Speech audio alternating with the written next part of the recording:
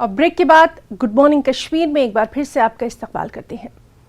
महकमा मौसमियात की पेशनगोई के मुताबिक रवा माह की 18 और 19 तारीख को मौसम ख़राब रहने का इम्कान ज़ाहिर किया गया है। साथ ही पहाड़ी इलाकों में बर्फ़बारी जबकि मैदानी इलाकों में बारिश हो सकती है। इस पेशगोई के बाद ज़िला शोपियां समेत वादी कश्मीर के दीगर पहाड़ी अजला में मेवा बागात गहमा के बालिकाने बागात यानी मेवा व्यापारी दरख्तों से सेब उतारने में दिन रात मसरूफ नजर आ रहे हैं।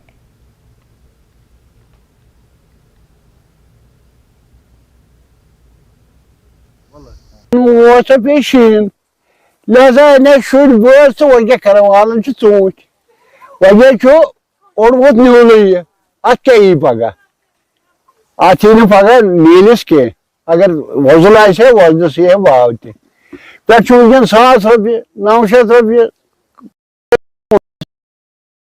बिजली वजह हालात गई खराब। तो हम आपके ईटीवी के शुक्रगुजार हैं जो अभी कश्मीर की घर घर की आवाज़ है, आप हर जगह घर घर पहुंच रहे हैं। ये तशवीश है कि कल से न्यूज़ में आया कि 18 और 19 तारीख को बर्फबारी का इम्कान है, इसलिए हमने सारा अपना, मैं एक ट्रांसपोर्टर हूँ, सारा काम छोड़ के अभी हम बच्चों को स्कूल जाना था उनको भी आज मना किया आप स्कूल मत जाओ या हलफ करो, क्योंकि पिछले 2 साल से भी पहले पिछले साल भी ऐसा हो गया था।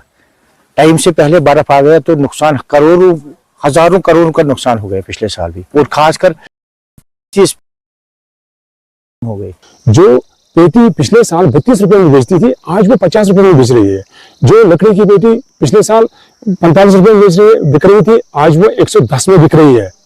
आप देखो ये हमारे ही जेब से निकलता है, ये पैसा हमारे ही जेब से निकलता है। महकमा मौसमियात की ऐन पेशन गोई के मुताबिक जिला शोपियान के पहाड़ी इलाकों में लोग अब ज्यादातर जो है बागों में नजर आ रहे हैं, क्योंकि ये कहा गया है कि आने वाले दिनों में पहाड़ी इलाकों में बर्फबारी हो सकती है, जिसको लेकर यहाँ पे लोग काफी तशवीश में नजर आ रहे हैं और सारे लोग जो है अब सेब उतारने में लगे हैं, क्योंकि अभी 15 से 20 दिन जो है वक्त है सेब उतारने में।